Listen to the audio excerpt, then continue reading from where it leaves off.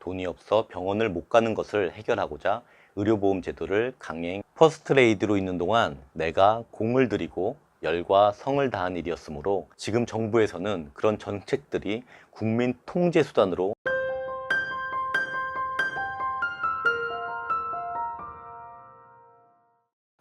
안녕하십니까. 발근의 광장의 김휘종입니다. 전에 살짝 이야기하게 되어 구독자 여러분들 중에 아시는 분도 계시겠지만 저희 아내가 얼마 전에 유방암 진단을 받았습니다. 다행히 초기에 발견되었고 또 암 1기 초라는 최종 진단을 받았습니다. 수술을 잘 마쳤고 방사선 치료 19회도 마쳤습니다. 이제는 몸 관리하면서 매일 약을 복용하며 계속 치료하고 있습니다. 걱정해 주신 여러분들께 감사 인사를 드립니다. 이번 아내가 암 진단과 암 수술 등 치료를 받으면서 건강보험 덕분에 큰 자부담 없이 치료를 받을 수 있었습니다. 평소에 생각지 못했던 우리나라 건강보험에 대해 감사하는 마음을 갖게 되는 계기가 되었는데, 이번 영상은 건강보험에 대한 이야기입니다. 건강보험의 시작은 바로 박정희 대통령님 때였습니다. 그리고 박근혜 대통령께서 퍼스트레이드로 계실 때 진행이 되었었습니다. 당시 강료들은 의료보험 시행이 시기상조이고 경제 여건이 성숙하지 못해 불가능하다고 반대하였으나 박정희 대통령께서는 아픈 국민들이 돈이 없어 병원을 못 가는 것을 해결하고자 의료보험 제도를 강행했습니다. 박근혜 대통령의 자서전 절망은 나를 단련시키고 희망은 나를 움직인다 에도 그 부분이 잘 나와 있습니다. 116페이지를 보면 국민 건강이 우선이다 라는 소제목이 있는데 그 내용을 일부 읽어드리겠습니다. 나는 퍼스트 레이디로 있는 동안 어머니들 대신에 우리 사회에서 소외되고 힘든 분들을 위해 최선을 다하고 싶었다. 먹고 사는 문제가 어느 정도 해소되었다고는 하지만 아파도 병원에 가지 못하는 사람이 여전히 비일비재했다.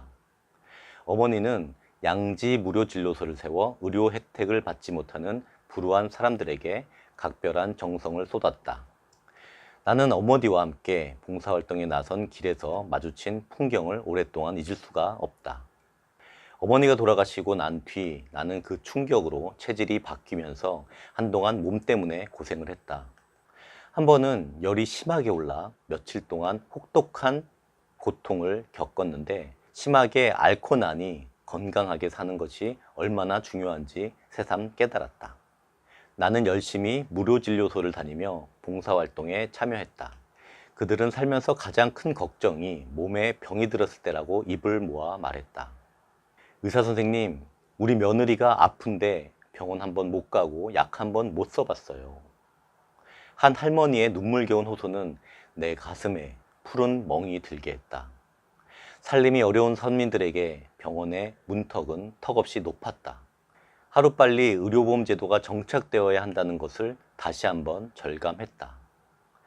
의료보험에 관한 문제는 끝없는 논쟁이 거듭되면서도 실제적인 성과를 거두지 못하고 있었다. 1963년 의료보호법이 제정되었으나 제대로 시행되지 않았다. 나는 이렇게 어렵고 고통받는 국민들을 위해 1976년 12월 성결교 서울신학대학 건물에 야간병원을 열었다. 의사들과 대학 의대생들이 자발적으로 참여해 주었다. 서민들의 반응은 폭발적이었다.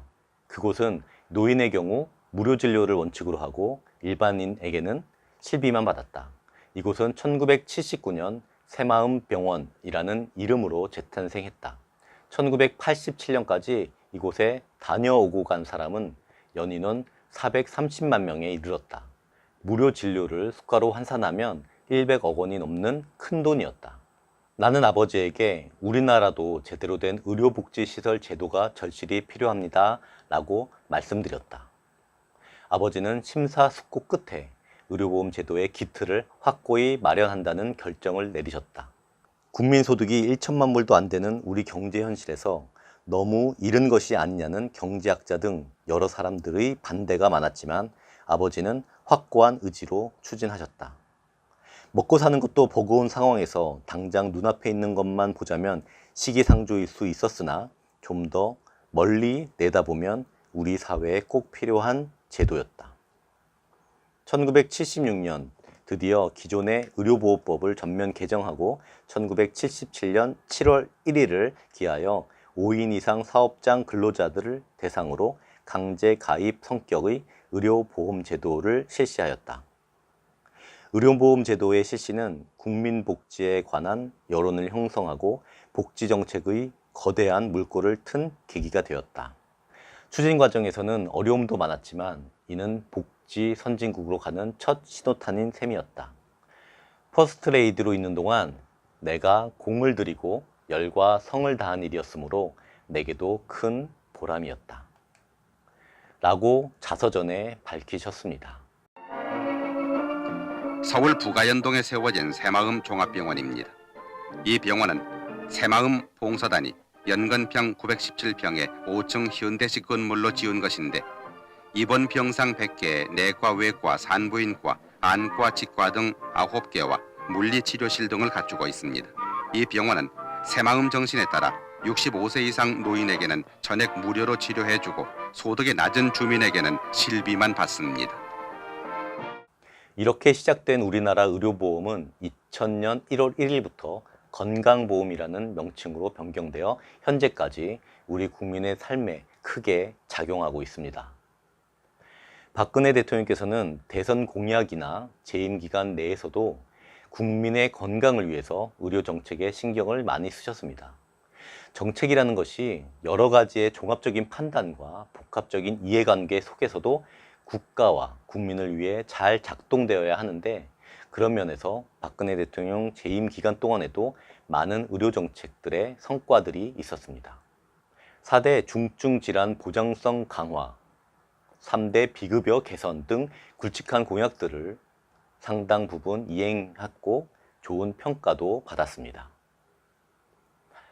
박근혜 정부 출범 3년이 지난 2016년 3월 어느 보건의료 전문 언론의 한 기사에 다음과 같은 내용이 있습니다. 일부 소개해드리겠습니다.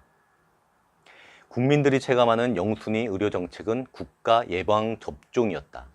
박근혜 정부 들어 예방접종 지원이 대폭 확대됐고 그에 따른 만족도 역시 높았다. 특히 노인 인플루엔자 무료 접종은 2015년 국민들이 뽑은 공감정책 1위에 선정됐고 2016년 생활민착정책 60선에도 이름을 올리며 맞춤형 복지에 방점을 찍었다. 국민들의 진료비 경감 효과로는 4대 중증질환 보장성 강화와 3대 비급여 개선이 꼽힌다. 실제 박근혜 정부 출범 이후 2012년 1조 119억 원이었던 4대 중증질환 비급여 환자 부담은 2013년 5,775억 원, 2015년에는 3,972억 원으로 무려 3년간 61%가 감소했다.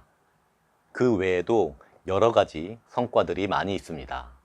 이렇게 보건의료 정책을 아버지 박정희 대통령님에 이어 박근혜 대통령님까지 국민을 위한 정책으로 고민하고 실행하셨습니다.